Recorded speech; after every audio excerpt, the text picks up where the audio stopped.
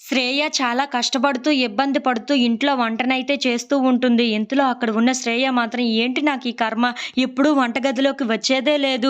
ఇప్పుడు మాత్రం వంటగదిలోకి వచ్చి ఈ పనులన్నీ చేయాల్సి వస్తుందే అని చెప్పేసైతే చాలా బాధపడుతూ ఉంటుంది. ఇంతలో పల్లవి అక్కడికి వస్తూ ఉంటుంది. అది చూడగానే అక్కడ ఉన్న శ్రేయ మాత్రం ఏంటి ఇలా వచ్చావు? అని చెప్పేసైతే అడుగుతూ ఉంటుంది.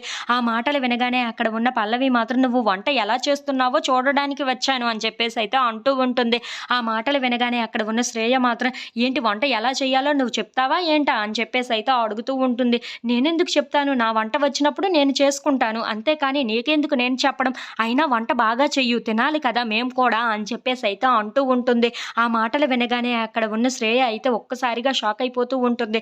ఇంతలో అక్కడ ఉన్న పల్లవి మాత్రం అవును పేషెంట్‌లకి వండేలాగా ఉప్పు, కారాలు లేకుండా మాత్రం వండకు.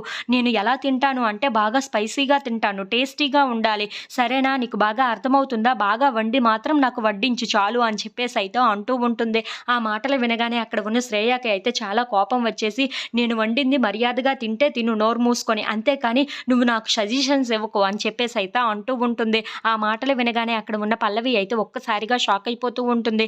ఇంతలో అక్కడ ఉన్న శ్రేయ మాత్రం మర్యాదగా నేను ఇంత కష్టపడి వండుతున్నాను కదా! ఎలా ఉన్నా సరే తినాల్సిందే. కానీ నువ్వు నాకు సజెషన్స్ ఇస్తే మాత్రం నేను తట్టుకోలేను. ఏం చేస్తానో నాకే తెలీదు అని చెప్పేసైతే చాలా గట్టిగా వార్నింగ్ ఇస్తూ ఉంటుంది. అది చూడగానే అక్కడ ఉన్న పల్లవి మాత్రం ఏంటి దీనిలో గూడా ఇంత కోపం ఉందని నాకు ఇప్పుడే తెలుస్తుంది. ఈ వంటగదిలోకి వచ్చిన తర్వాత ఎవరికైనా ఫ్రస్ట్రేషన్స్ రావాల్సిందే. అలాగే నా టైం వస్తుంది కదా! అప్పుడు చెప్తాను దీని సంగతి. ఇప్పుడు కాదు అని చెప్పేసైతే అనుకుంటూ చాలా కోపంగా అక్కడి నుండి వెళ్ళిపోతూ ఉంటుంది. If you like this video please like, share and